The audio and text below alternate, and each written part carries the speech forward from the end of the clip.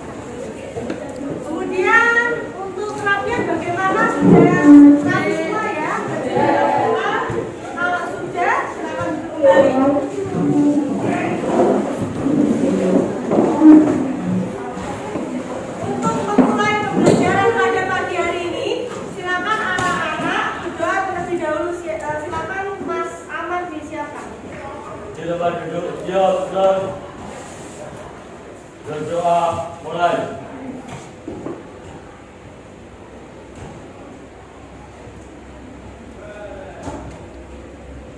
Berdoa selesai.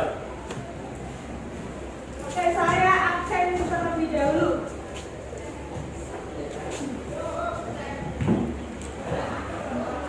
Siapa yang tidak masuk hari ini ada?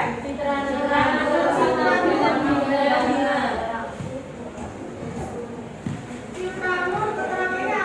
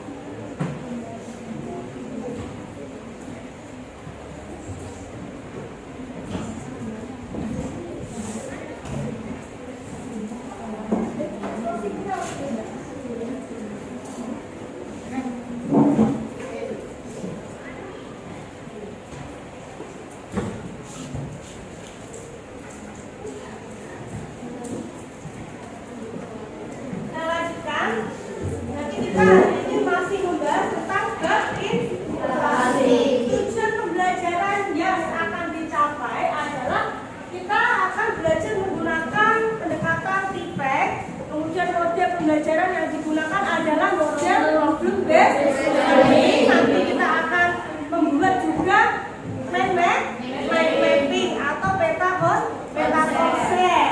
Supaya apa? Kita dapat menganalisis indeks harga dan inflasi, kemudian menyajikan hasil analisis indeks harga dan inflasi dengan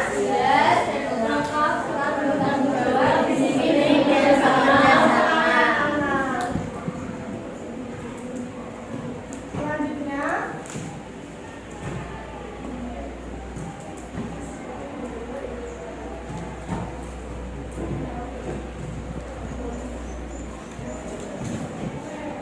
IPK yang akan dicapai adalah menganalisis data inflasi dan kemudian menganalisis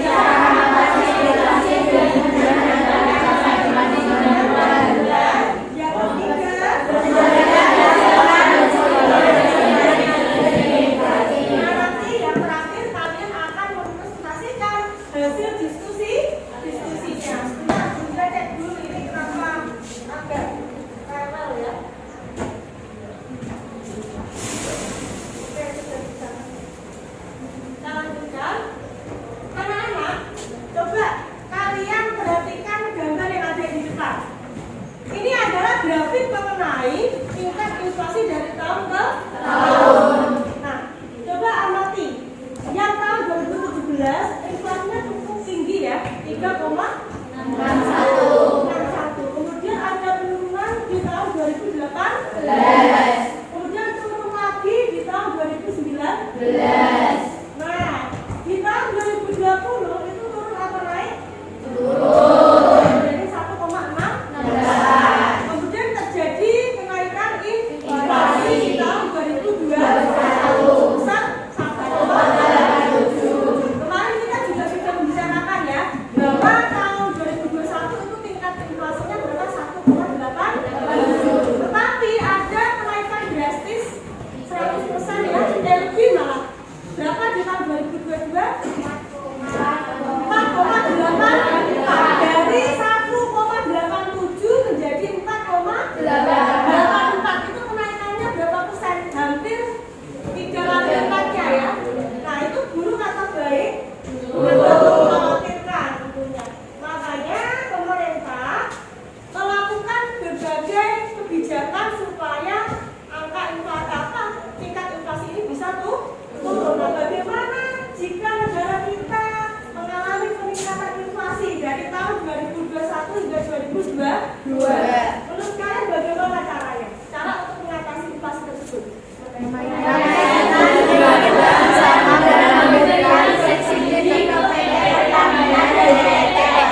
Bagus sekali anak-anak, kalian ternyata pintar-pintar ini. Jadi yang pertama kita Bank Indonesia ya mengambil kebijakan di pelajaran kelas berapa? 10. Jadi ada kebijakan moneter. Siapa yang melaksanakan kebijakan ini? Bank Indonesia. Yaitu dengan cara menaikkan suku bunga. Nah, supaya apa? Investasi tetap berjalan. Yang selanjutnya bisa menggunakan cara yang kedua itu apa? Subsidi berarti memberikan subsidi kepada sektor-sektor yang penting. Contohnya adalah PT Pertamina dan juga PLN untuk menekan kenaikan harga. Nah, anak-anak ternyata sudah paham konsepnya ya, bagaimana cara mengatasi inflasi. Selanjutnya, ini materi kita, dampak inflasi terhadap perekonomian. Coba dibaca.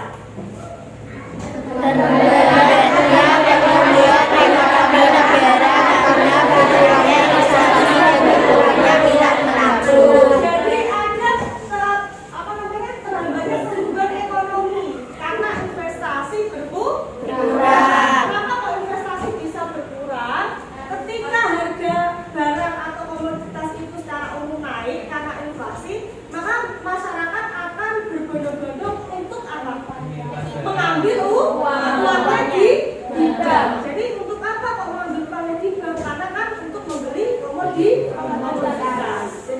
Jadi masyarakat cenderung menyimpan komoditas daripada menyimpan uang ketika terjadi inflasi. Paham ya anak-anak? Jadi ketika terjadi inflasi, masyarakat itu cenderung akan menyimpan komoditas. Contohnya, ketika lebaran ya, otomatis kan sebelum harga bahan pokok naik, sebelum lebaran sudah ibu-ibu ini sudah mencicil untuk pembelian enggak? Enggak. Misalkan membeli jauh-jauh hari membeli kue lebaran sebelum harganya naik. Nah itu bayangkan, itu kan momen-momen ketika hari raya.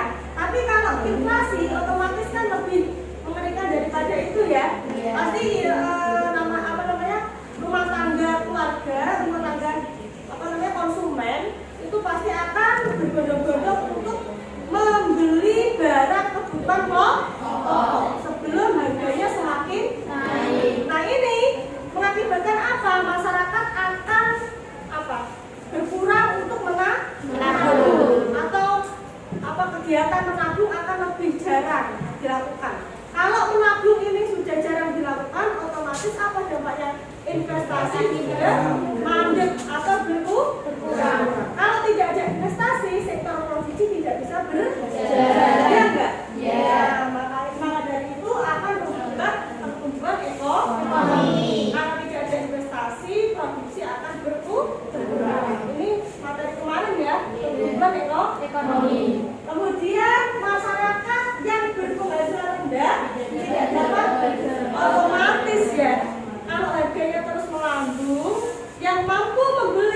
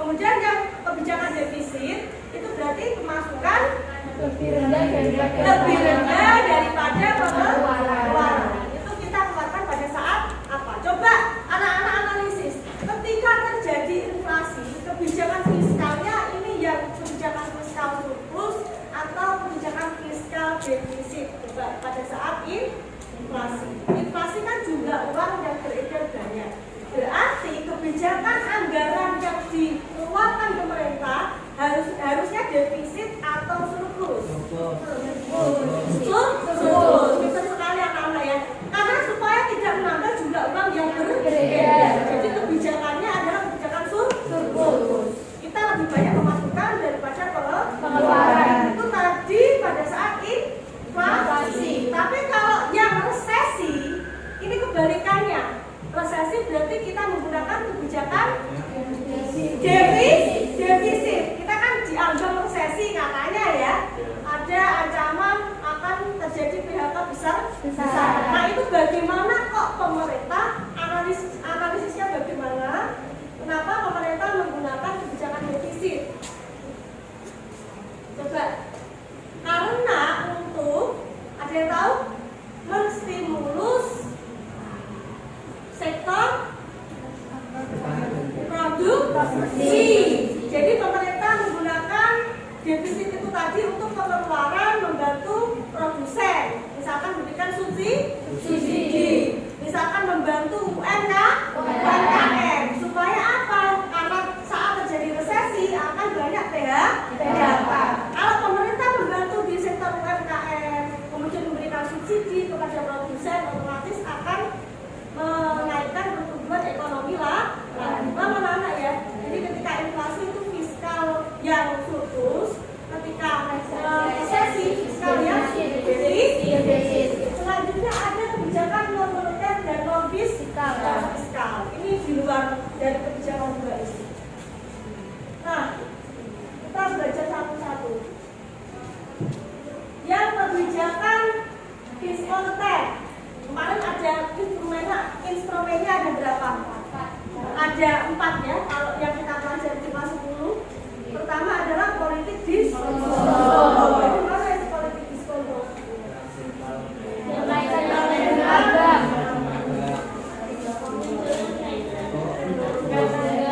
Menaikkan suku bunga. Jadi pada saat inflasi menaikkan atau menurunkan suku bunga? Menaikkan suku bunga supaya tertarik untuk menabung. Kemudian politik atau operasi pasar terbuka. Artinya pemerintah atau Bank Indonesia akan membeli atau menjual barang. Nah, pada saat inflasi yang dilakukan adalah membeli, bukan salah. Pada saat inflasi adalah menjual. Supaya apa? Supaya masyarakat, uang yang ada di masyarakat akan berkurang untuk membeli surat berharga. Jadi mereka menyimpan surat berharga, bukan menyimpan uang. Selanjutnya yang ketiga adalah cadangan kas ini. Ini diperlakukan untuk siapa? Perbankan. Ya enggak? Supaya apa? Cadangan kasnya di situ akan bertambah. Nah, selanjutnya ada kredit selektif. Artinya bagaimana ini? Membatasi kredit. Bagus sekali ya. Jadi untuk melakukan pinjaman pada saat inflasi bagaimana, susah atau mudah? Susah. Karena pinjaman atau kredit akan dibatasi. Yang kelima adalah dorongan moral. Misalkan memberikan sosialisasi dan sebagainya. Itu untuk kebijakan moneter. Yang kedua adalah cara mengatasi inflasi dengan kebijakan fiskal. Sudah dapat gambaran ya tadi? Sudah menjelaskan sedikit. Ada melalui perpajakan. Coba kalau melalui perpajakan pada saat inflasi, pajak itu tarifnya dinaikkan. Jadi ini kebijakan surplus tadi ya. Pajak kalau naik otomatis pemasukan pemerintah bertambah ya. Surplus itu melalui penaikan tarif pajak untuk menambah pemasukan atau pendapatan pemerintah. Selanjutnya politik anggaran tadi ya, ada anggaran berimbang maupun tidak berimbang. Selanjutnya apa? Pinjaman pemerintah. Pada saat inflasi berarti bagaimana ini? Menjual surat utang negara ini akan dijual atau sun ya, surat utang negara. Nah, yang kebijakan non moneter dan non fiskal ini ada peningkatan produksi. Kemudian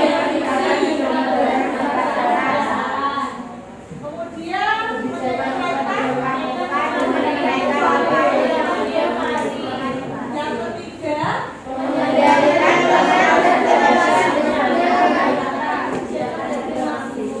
supaya harga tidak liar ya. Jadi menetapkan kebijakan harga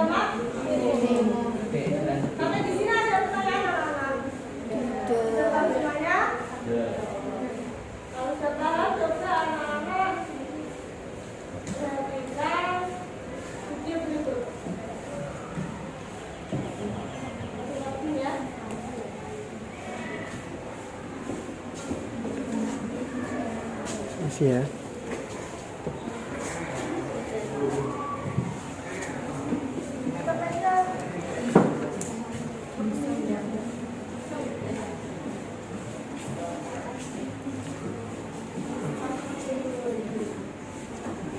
Ya, kemarin Presiden Turki Recep Tayyip Erdogan membuat geger pasar Eropa. Bagaimana tidak, Presiden Turki Recep Tayyip Erdogan memecat Gubernur Bank Sentral Turki yang membuat tentunya nilai mata uang lira ambles seambles-amblesnya kemarin dalam satu malam, dan juga membuat pasar, khususnya bursa saham di Turki itu anjlok dan sempat disuspensi. Kita ulas di hari ini, Erdogan ngatur Bank Sentral Turki. Kita lihat yang pertama.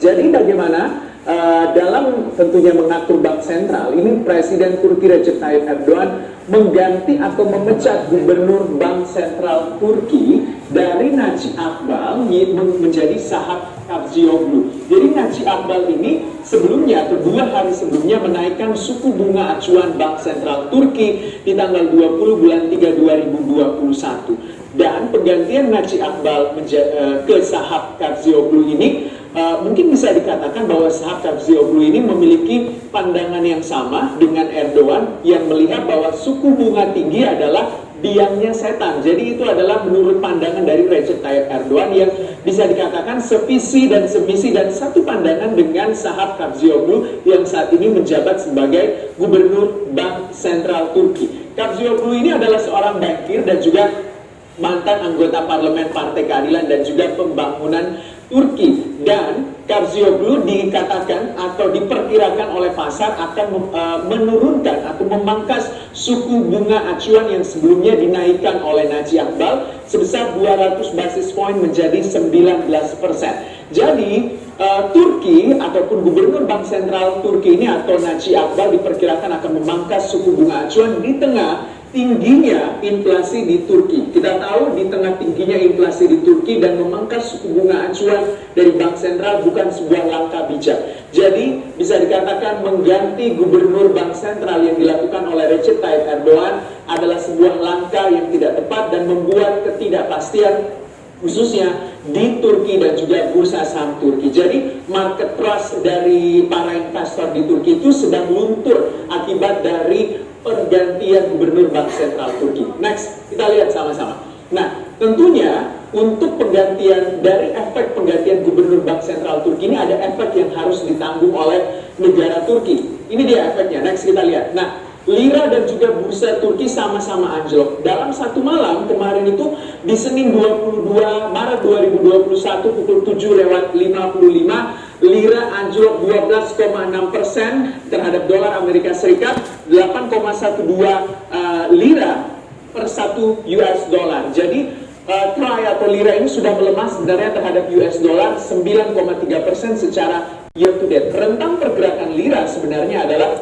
di angka 6 sampai dengan 7. Tapi kemarin fantastis 8,12, artinya melemah 12,6%. Ini adalah efek yang terjadi ketika penggantian Gubernur Bank Sentral. Jadi pasar atau market trust-nya itu luntur dari para investor-investor di pasar Eropa dan juga dari domestik Turki. Bukan cuma nilai tukar lira yang jatuh, tetapi bursa saham Turki juga anjlok lebih dari 16%. Pada pukul 9:05 bursa saham Turki disuspensi dan kembali dibuka pukul 10:30 dan juga akan dihentikan kembali kalau nilai ataupun penurunan di bursa efek Turki atau bursa Turki itu anjlok. Jadi akan disuspensi pergerakan dan juga perdagangan di bursa saham Turki. Ini terjadi tentunya akibat pergantian Gubernur Bank Sentral Turki. Next, sebenarnya kalau kita lihat penggantian Gubernur Bank Sentral Turki ya bisa dikatakan menjadi salah satu tujuan untuk Recep Tayyip Erdogan menurunkan tingkat inflasi sampai dengan 2023 ketika menghadapi pemilu sampai dengan di angka 5%. Tapi suku bunga acuan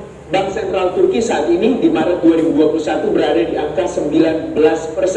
Ini dinaikkan ataupun Bank Sentral Turki ketika Naci Akbal menjabat sebagai Gubernur Bank Sentral menaikkan 200 basis point menjadi 19% di tengah inflasi Turki yang sangat tinggi. Sebenarnya inflasi Turki atau ketika inflasi terjadi berarti nilai mata uang semakin tergerus. Nah, Langkah Bank Sentral Turki yang dulunya dipimpin oleh Naci Agbal menaikkan suku bunga acuannya untuk bisa mengendalikan pergerakan atau peredaran dari lira di pasaran. Tentunya ini dilakukan oleh Bank Sentral Turki sebagai kebijakan moneter untuk mengendalikan uang beredar di pasaran. Artinya ketika suku bunga acuannya tinggi, otomatis diharapkan mampu menggerakkan masyarakat melakukan saving atau menabung di lembaga keuangan atau perbankan Turki yang membuat tentunya jumlah uang beredar atau jumlah lira yang beredar baik di Turki dan juga global itu bisa dikendalikan dan juga menjadi lebih sedikit sehingga nilainya juga bisa lebih naik begitu atau naik karena saat ini nilai tukar lira itu sangat turun.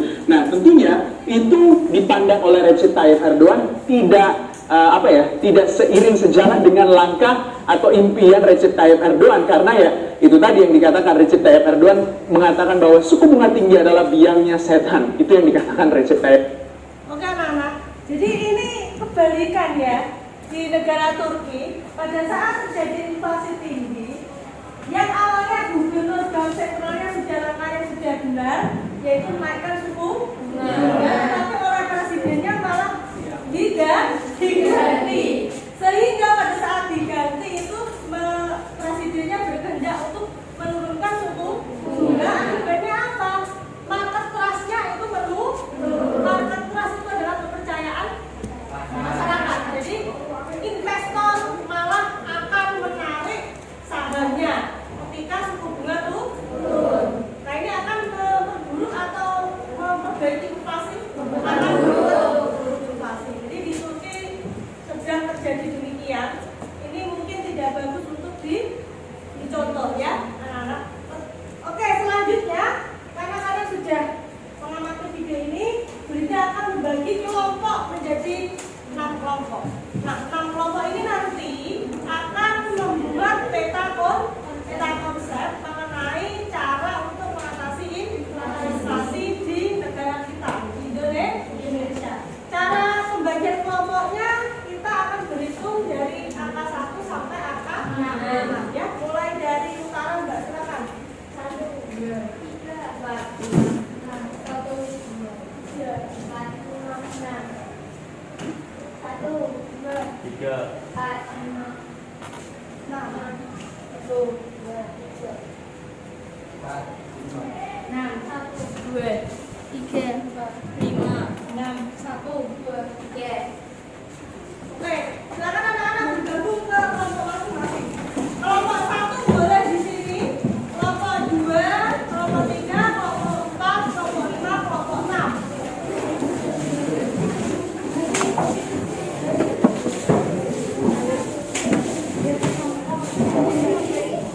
Iya.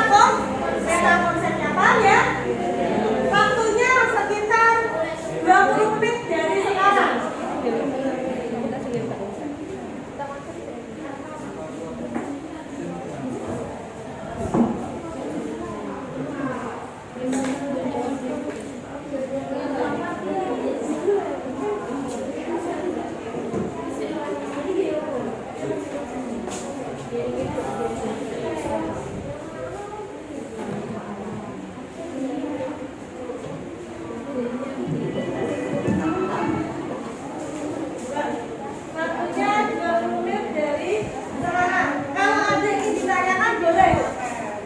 Bentar ya.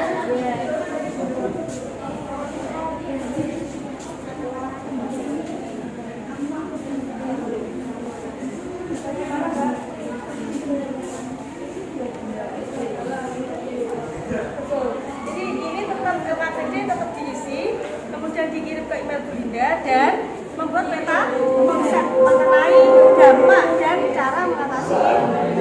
Paham ya anak-anak ya? Ada lagi yang ingin bertanya?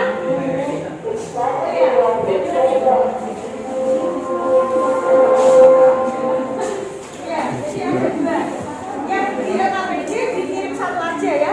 Kemudian anak-anak juga membuat kanvanya per kelompok satu. Jadi ada yang membuat kanva tentang dampak dan cara mengatasi. Di situ juga sudah ada petunjuknya. Ya betul. Seperti di LKPD, kalian isi dulu baru nanti dibentuk. Ya betul. Oke. Dan waktunya 20 boleh.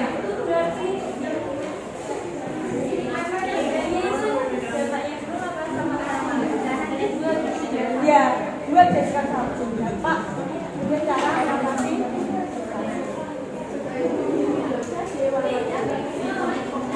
Jadi ada yang mengisi di LKPD, ada yang mengisi, ada yang membuat kanva juga. Ada lagi anak-anak yang ingin ditanyakan? Sudah bang semua?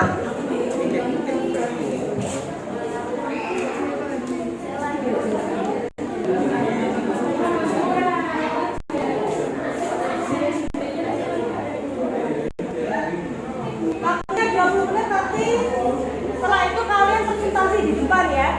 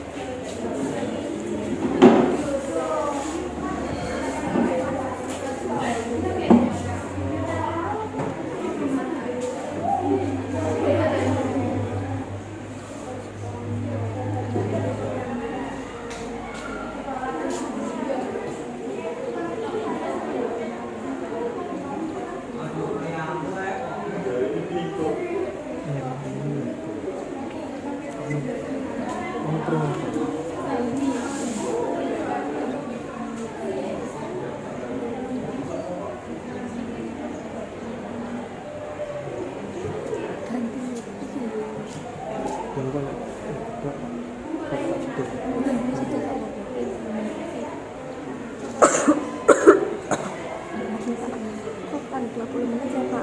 Aku nek kurang 10 menit aku tak nilai iki diskusi. Nek wis kurang 10 menit. Kan ini sampai minggu 10 gitu ya. Mulai 10 terus. Terus aku minggu 10 itu terus aku tuh jenenge sing nek wis tekan 8 kok tak Itu yang disambil berarti. nanti kita mau cari presentasi terus iku Pak apa game aku mau 5 soal berarti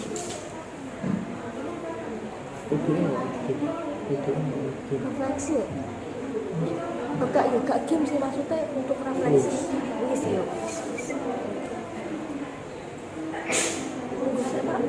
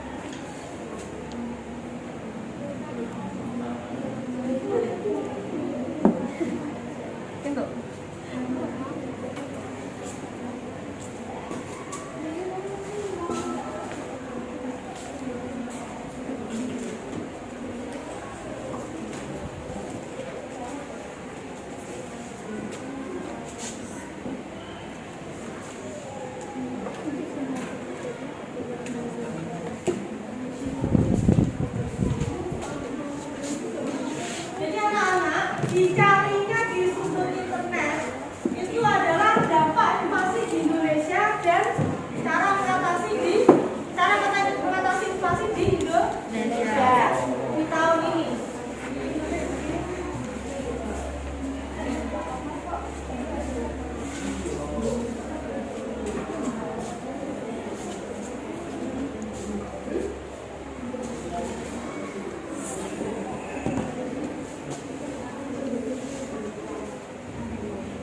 Waktunya tinggal 15 menit lagi.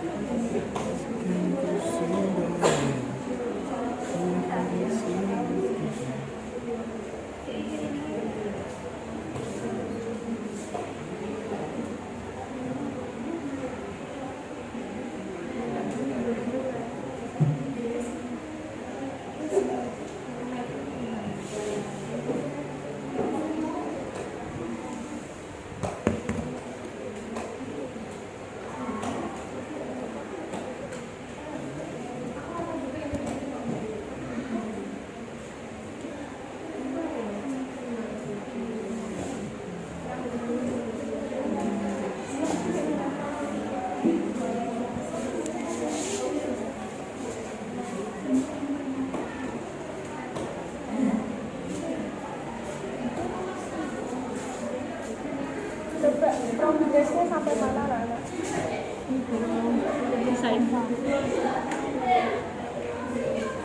Namanya siapa saja ini adik ini? Lalu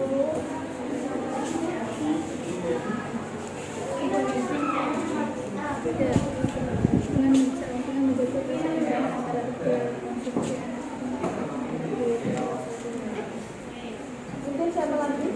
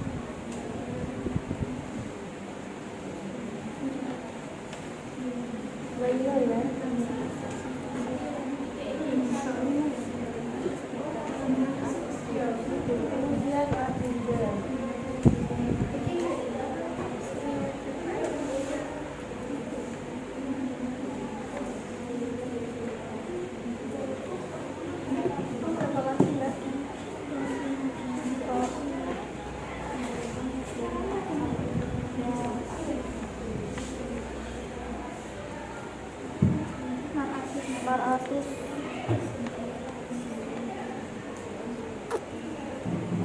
Kemudian Zahra dan Dwi Ratna ya.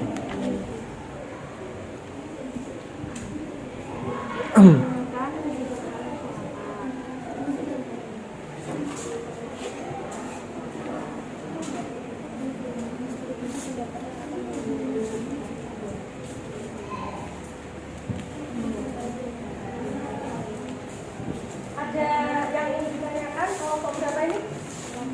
Kelompok aman.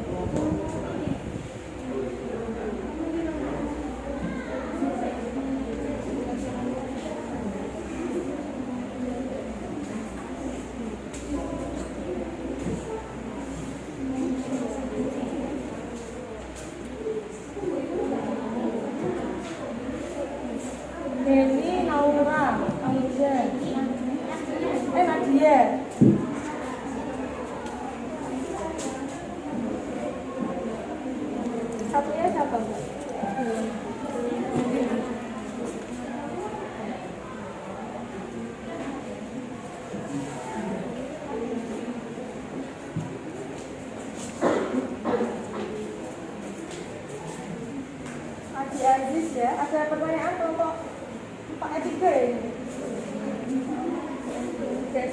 Nasib.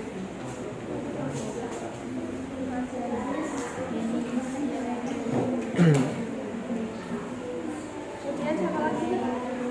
Rizky ya.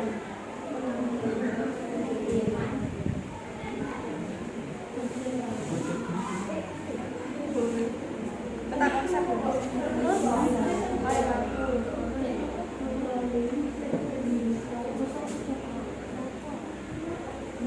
Devi.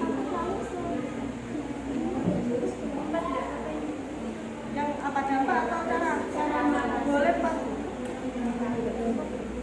Yang sesuai ini ya, yang ada di Indonesia ya, dan melaksanakan kebijakan apa.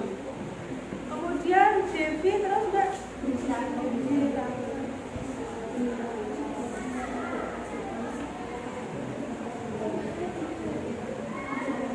kelompok 1, oke. Ada pertanyaan?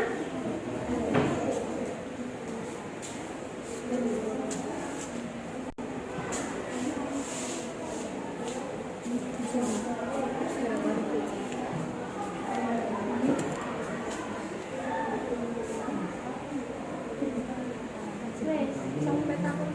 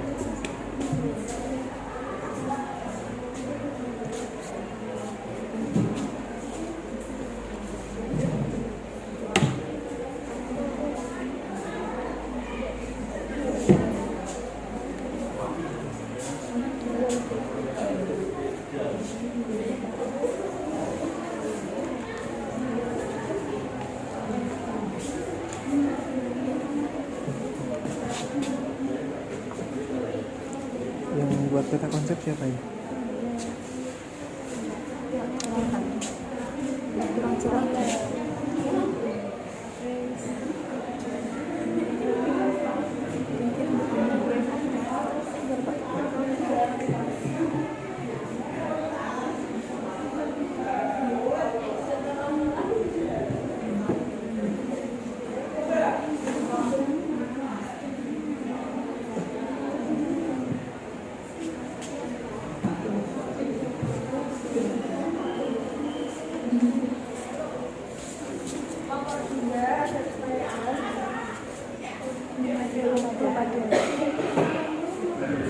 Bukannya Amar ya.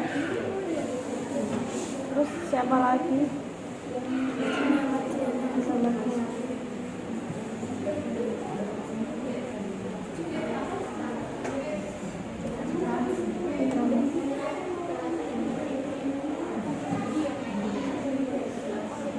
Yang tidak masuk ada Intan. Dia siapa Mbak? Reviani.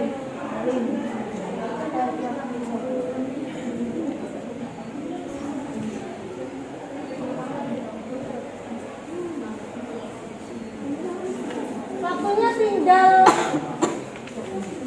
5 menit lagi ya.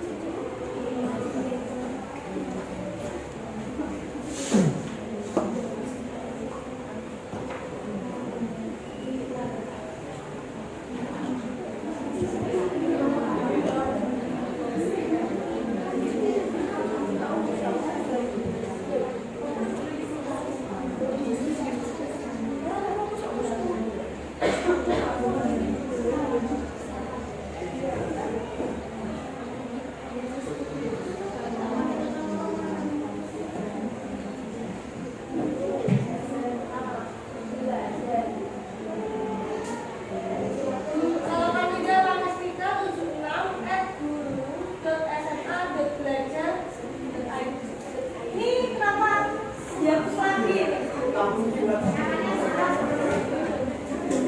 Oke, Rana dihapus lagi ya.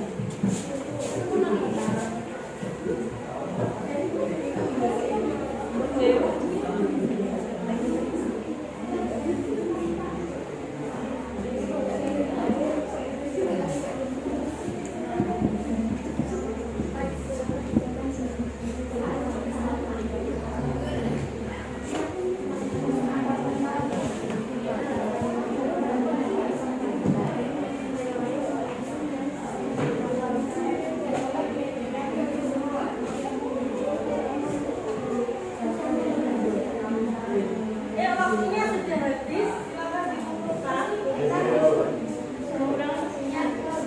Sinyal. Sinyal bisa. Ya.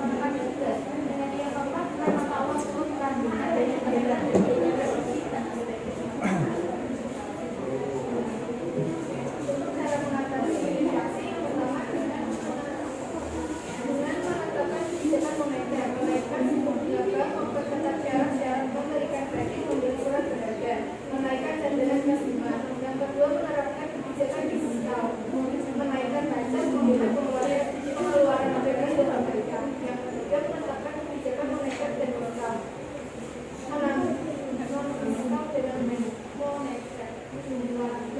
Menambah jumlah barang di pasar, menetapkan harga maksimum berkisar 65 tahun. Maka dibuka nanti tanya jawab. Apakah ada yang bertanya? Kelompok berapa Mbak? 4.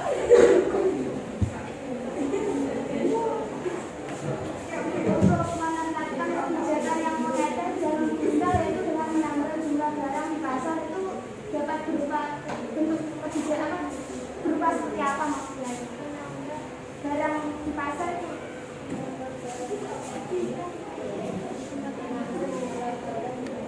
ya dari jumlah barang di pasar. Sama seperti kata tadi.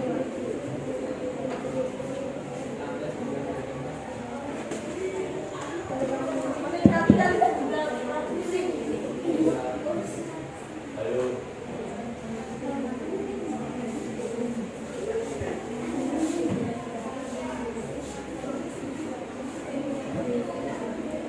Bisa nggak? Oh, iya. Jalan-jalan. Aslinya menambah hasil produksi. Menambah hasil produksi itu harus dengan apa? Dengan produksi barang dalam jumlah yang lebih besar agar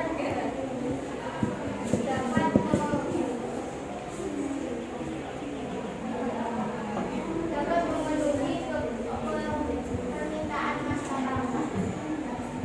Mungkin itu yang demand inflation ya. Jadi dengan cara menambah jumlah produksi. Itu ya Mbak ya. Ada lagi yang ingin bertanya baru satu. Gimana kelompok 4 plus atau tidak? Mas, Ada sampean. oh ya, kelompok berapa? Silakan kelompok 2. Untuk menambah produksi, yaitu pemerintah dapat memberikan subsidi atau membuat peran-peran yang mendorong pengusaha-pengusaha menjadi lebih produktif sehingga hasil produksinya bisa bertambah. Oke, jadi ada pendapat lain ini Mbak dari kelompok 2 itu dengan cara bukan menambah produksi tetapi memberikan subsidi supaya lebih banyak ya untuk produksinya. Bagaimana diterima kelompok penyaji? Ya, terima kasih atas sampeannya. Oke, cukup 2 penanya ya. Silakan boleh ditutup. Sekian dari kelompok kami. Kalau kesekian kalinya itu ketika saya yang sering berharap dia tuh kembali. Terima kasih. Wassalamualaikum warahmatullahi wabarakatuh. Selanjutnya siapa yang presentasi lagi? Kelompok berapa?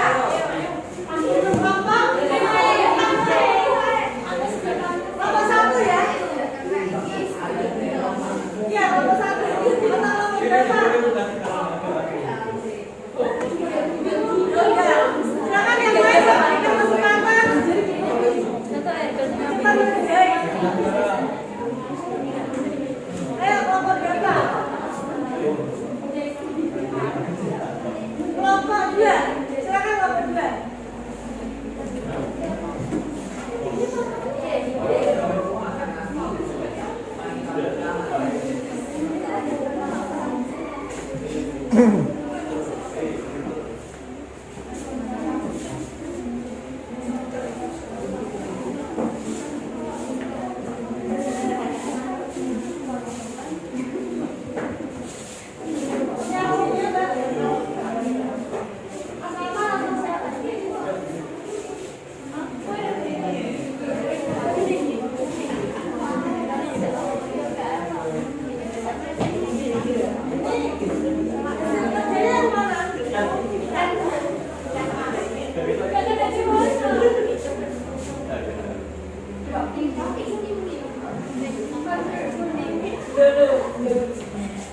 Ini jadi ingat gue yang ada di Kapan itu.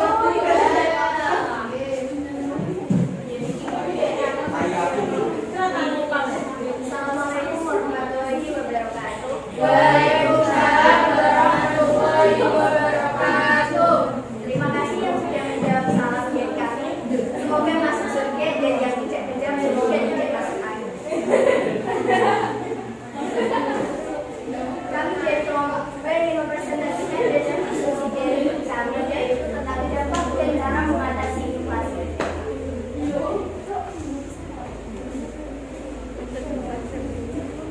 dampak inflasi. Yang pertama adalah inflasi yang tinggi membuat daya beli masyarakat merosot.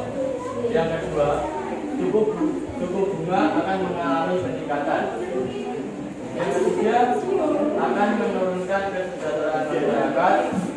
Dan yang keempat, dampak inflasi adalah mendorong investasi spekulatif.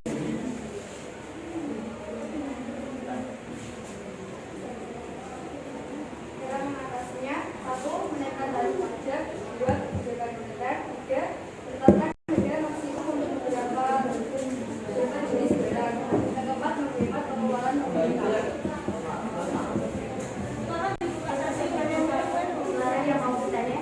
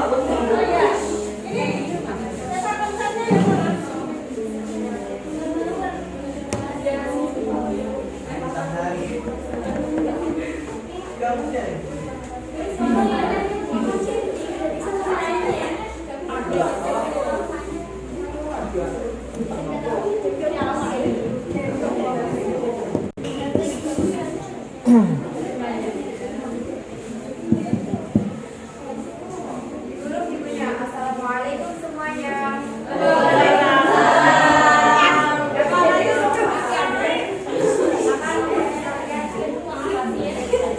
Sebelumnya, dengarkan pertanyaan ya. Jadi perempatan yang lain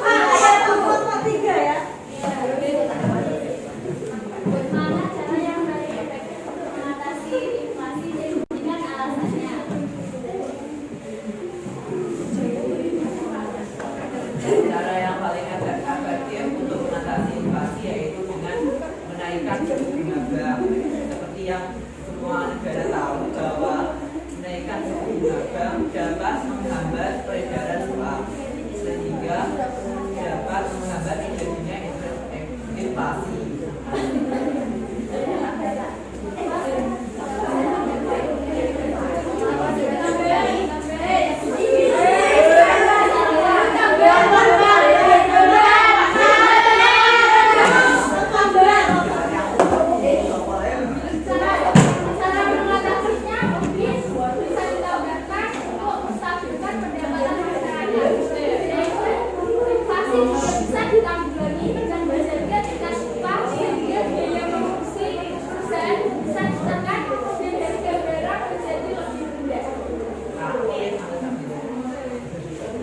Menurut saya itu kurang efektif karena inflasi mata uang menurun. Sedangkan bila tidak diatasi segera, walaupun pendapatannya meningkat, pagi-pagi pun tidak akan terpengaruh.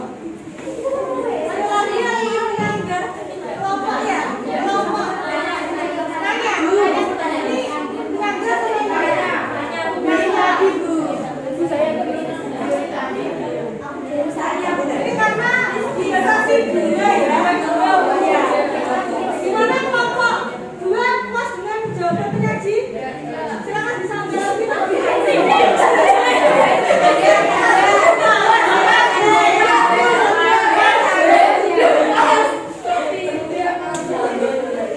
Kamunya.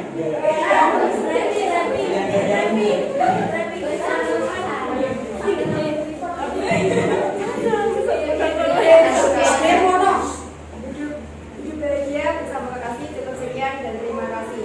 Wassalamualaikum warahmatullahi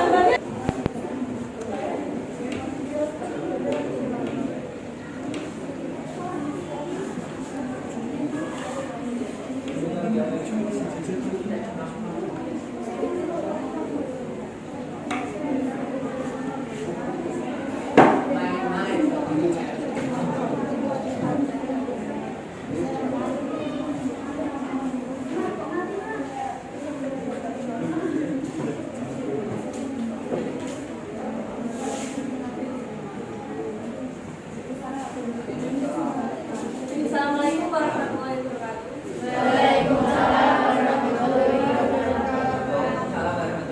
Kami dari kelompok 6 yang beranggotakan saya Andini, Luciana, Siti Khalifah, Eka Tiwa Hendriksin, dan Khalifah Mustafa akan mempresentasikan hasil diskusi kelompok kami.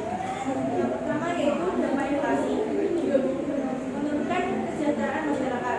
Dan ini dapat menurunkan kesejahteraan masyarakat karena daya beli masyarakat menjadi rendah. Yang kedua, distribusi pendapatan akan memburuk. Inflasi akan menguntungkan apabila tingkat pendapatan suatu negara lebih tinggi dibanding inflasinya. Namun secara umum, jumlah yang memperoleh keuntungan lebih tinggi dibanding mereka yang mampu. Sedangkan yang ketiga yaitu suku bunga akan meningkat. Peningkatan bunga pinjaman akan membuat pengembangan usaha karena dapat mengurangi minat investor untuk mengembangkan usahanya. Yang keempat, mendorong investasi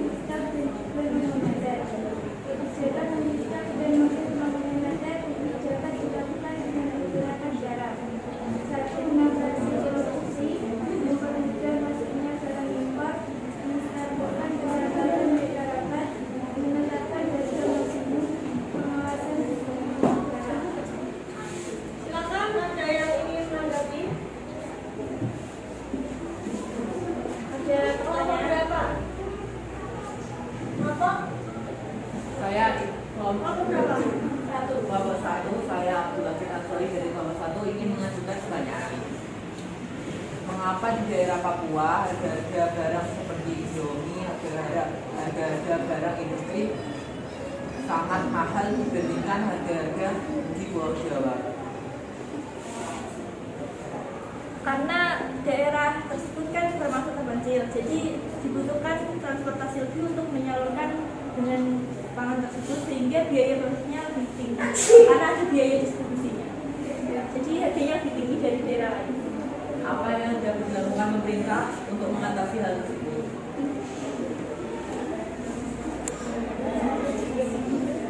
Mungkin dengan membuat subsidi distribusi. Terima kasih, saya puas juga.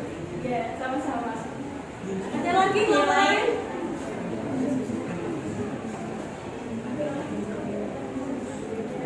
Tidak ada? Tiga. Sudah. Sudah?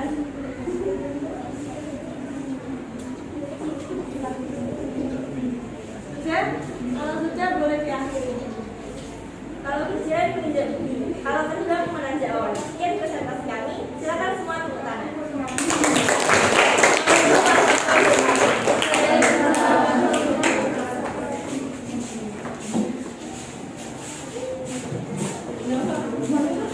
Baik anak-anak, kelompok selanjutnya yang belum presentasi ini kelompoknya Mas Adi dan Mbak Baina. Mau yang mana dulu yang ingin maju? Adi ya.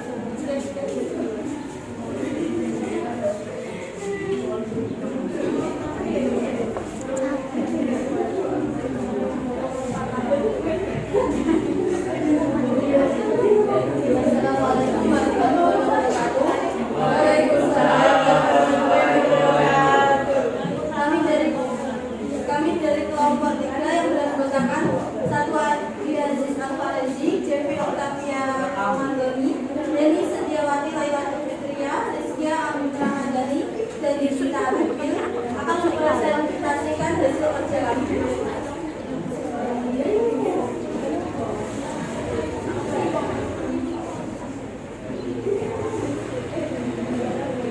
Dampak dari inflasi yaitu: 1. Menyebabkan pertumbuhan ekonomi karena dapat menjadi tanda meningkatnya permintaan. Yang kedua, dapat meningkatkan biaya.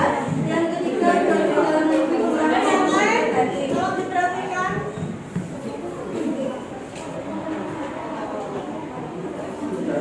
inflasi yang pertama menaikkan harga, kedua efisiensi biaya digital, ketiga meningkatkan biaya produksi, empat meningkatkan produksi produk, lima meminimalisir biaya pengembangan. Apakah ada pertanyaan? kelompok Bapak 6. kelompok 6 dulu ya. Apakah inflasi diperlukan dalam perekonomian? Inflasi diperlukan untuk memacu pertumbuhan ekonomi suatu negara. Inflasi mendorong orang untuk segera memulai berinvestasi atau menggunakan uangnya untuk sesuatu yang lebih produktif. Gimana bos kelompok? Kemudian tadi yang mau bertanya kelompok 5. Apa 5? Apa maksud dari efisiensi biaya internal?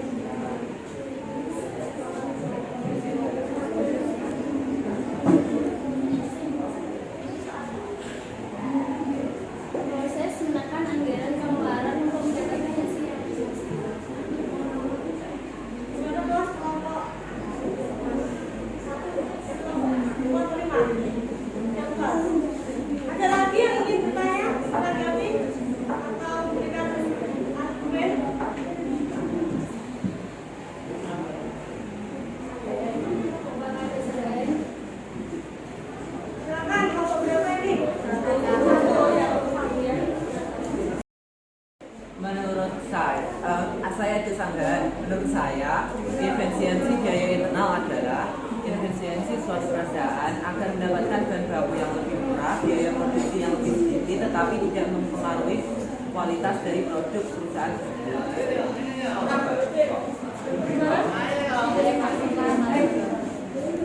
Kalau sudah tidak ada pertanyaan, boleh diakhiri. Sumber Gaga Raja Malaya dari Malaka banyak berjampa. Sampai di sini presentasi saya. Wassalamualaikum, sampai jumpa. Waalaikumsalam warahmatullahi wabarakatuh. Nomor 2.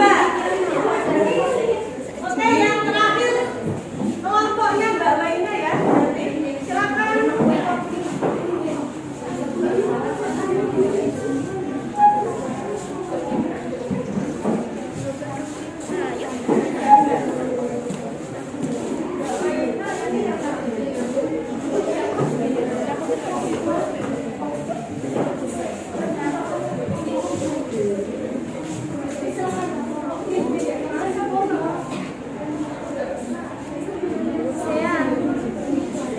Assalamualaikum warahmatullahi wabarakatuh.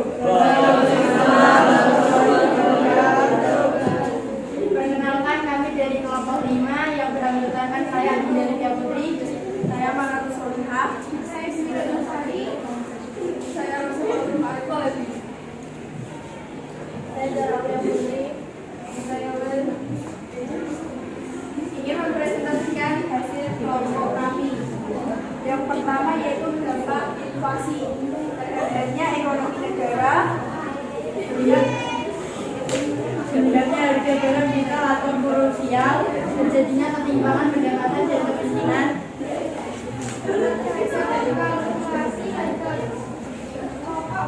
kurangnya juga investasi masyarakat, menurunkan juga kesejahteraan masyarakat.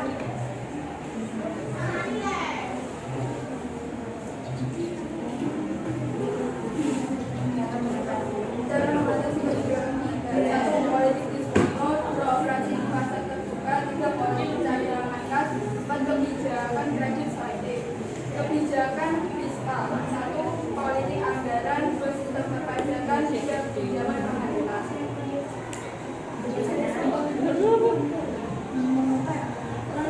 Moneter dan fiskal. 1. Mengoptimalkan tim pengendali inflasi daerah. 2. Menanggulangi ongkos transportasi.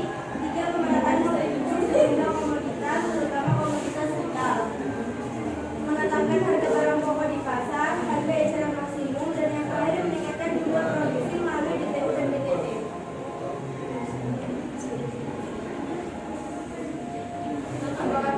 Apakah ada pertanyaan? Terima kasih.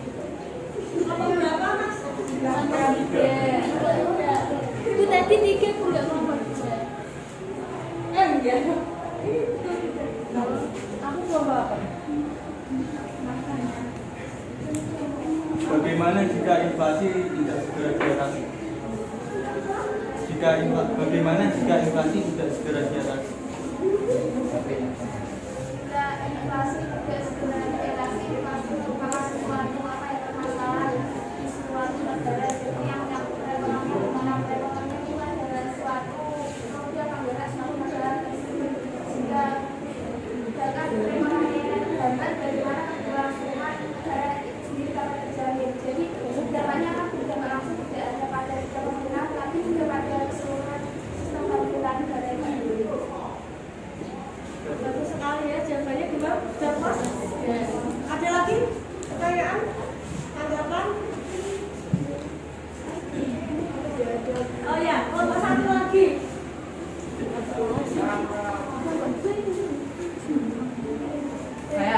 Saya dari kelompok 1 ingin mengajukan pertanyaan.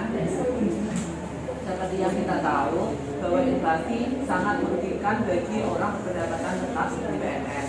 Langkah kebijakan apa bagi pemerintah agar dapat mensejahterakan kelompok berpendapatan tetap seperti PNS tersebut? Untuk izinkan saya menjawab, untuk PNS itu merupakan suatu bidang pekerjaan. Jadi untuk gimana ya, untuk mengatasi atau meningkatkan pendapatan PNS itu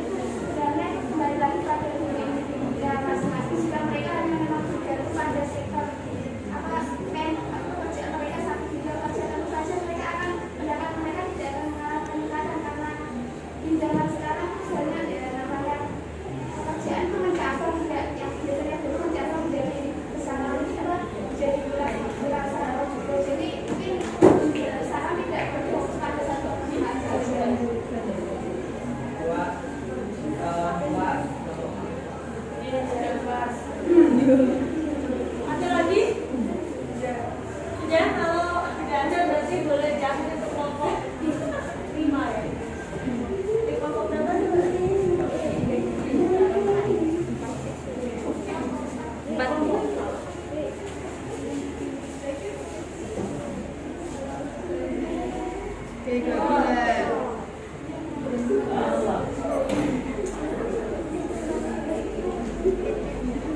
dari kami, maaf jika presentasi kami kurang baik karena yang baik itu hanya Rehan. Ya, wassalamualaikum warahmatullahi wabarakatuh.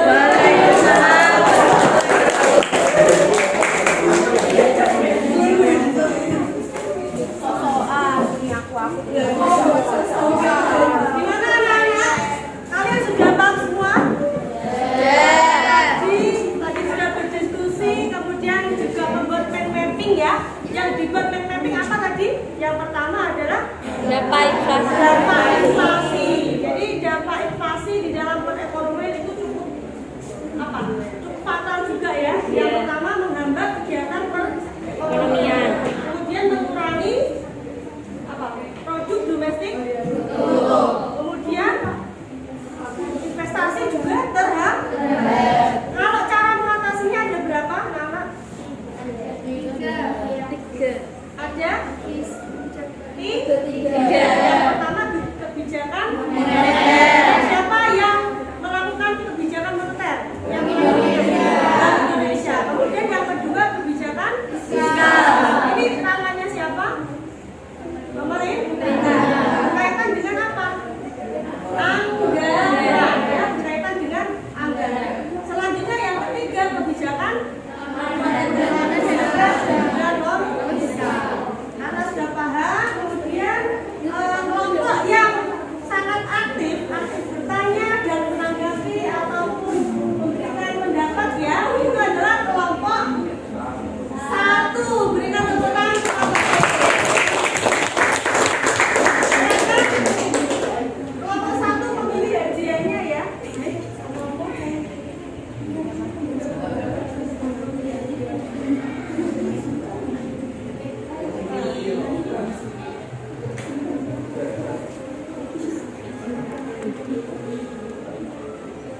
Boleh cerita dulu nggak? Ada yang Oke. Oke. Baiklah, kelompok 1 bisa pilih hadiahnya sendiri, ya.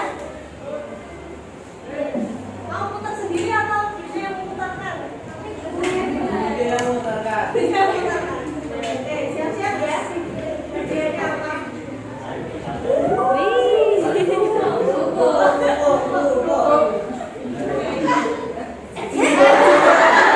Baik, berarti hadiah untuk kelompok 1 es ya. Jadi satu kelompok dapat traktiran es jeruk dari Frida. Kelompok yang lain mau diputar juga? Mau. Kapan-kapan kalau lagi kita putar ya. Karena kalian sudah paham, Bunda akan memberikan game mengenai inflasi ya. Terutama dampak inflasi dan cara mengatasi inflasi. Coba kalian buka link yang sudah Bunda bagikan. Bisa dibuka linknya? Sudah. Muter-muter Bu. Masih muter-muter. Tunggu saja. Ada yang sudah bisa buka? Udah mulai ya? Gamenya namanya quiz show.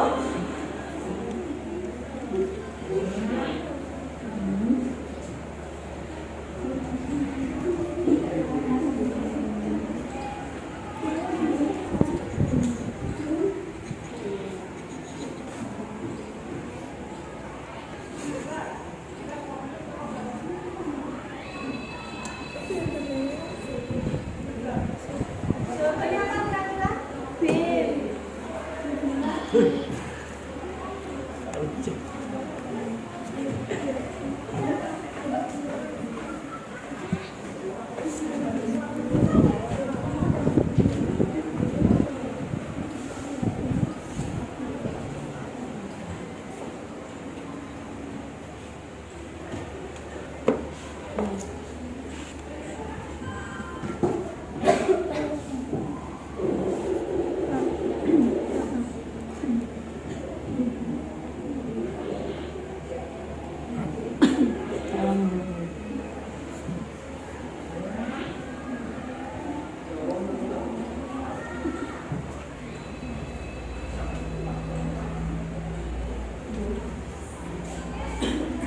Kita udah bikin satu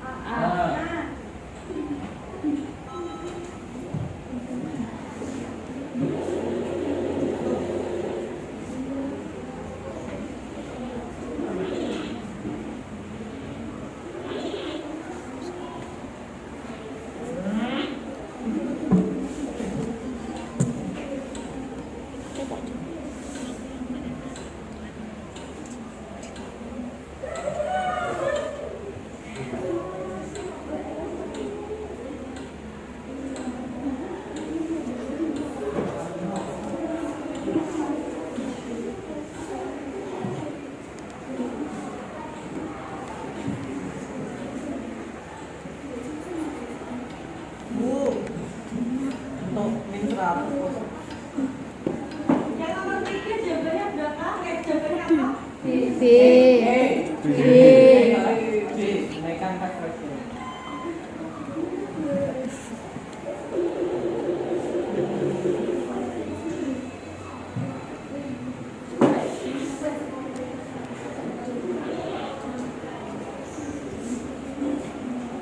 Udah bonus round ya. Sekarang anak-anak pilih. Jangan sampai minus skornya. Oh, untuk minus 1 ditambah 1.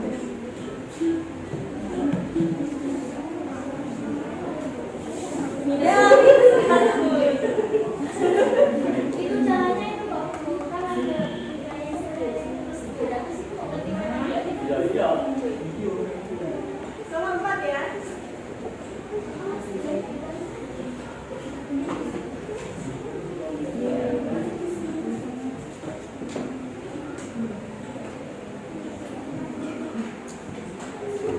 Jawabannya apa ini? Kalau fiskal itu kontraktif, kalau moneter ekspansif ya. Ketika mau mengurangi inflasi itu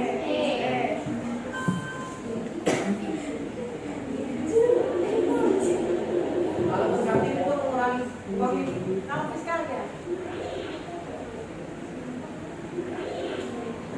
Salah kalau moneter. Kalau fiskal ya ekspansif. Kalau fiskal itu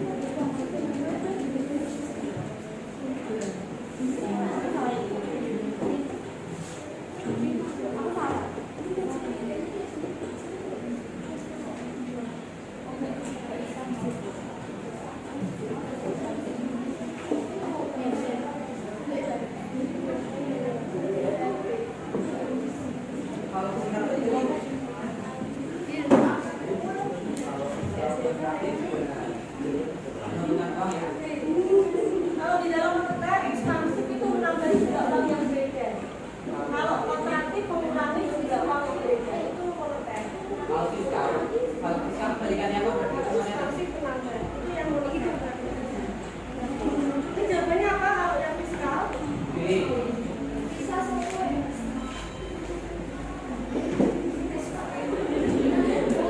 Ya. Oke ini. Kayaknya.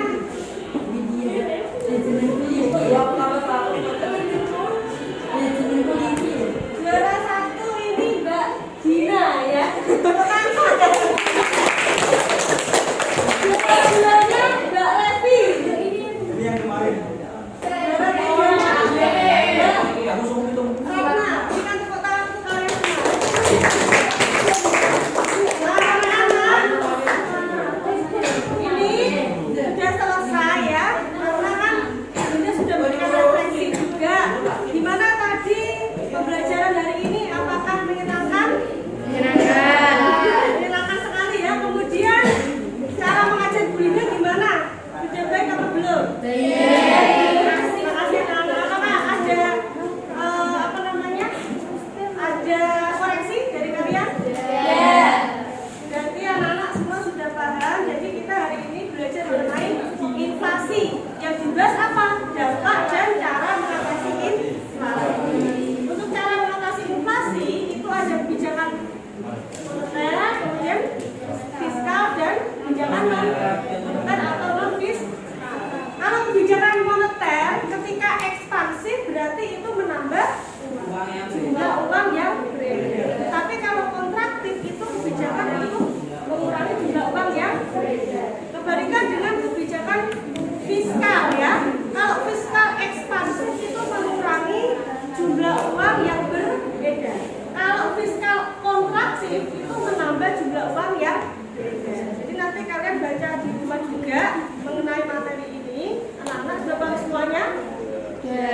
Sudah paham semuanya anak-anak? Sudah.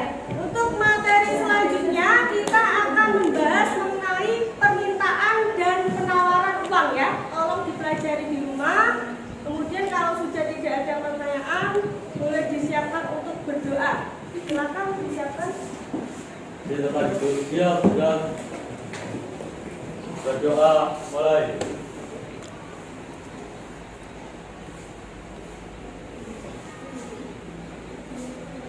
Pak, selesai. Baiklah, Bunda akhiri. Kalau ada salah kata Bunda mohon maaf. Kita berjumpa lagi di minggu depan. Wassalamualaikum warahmatullahi wabarakatuh.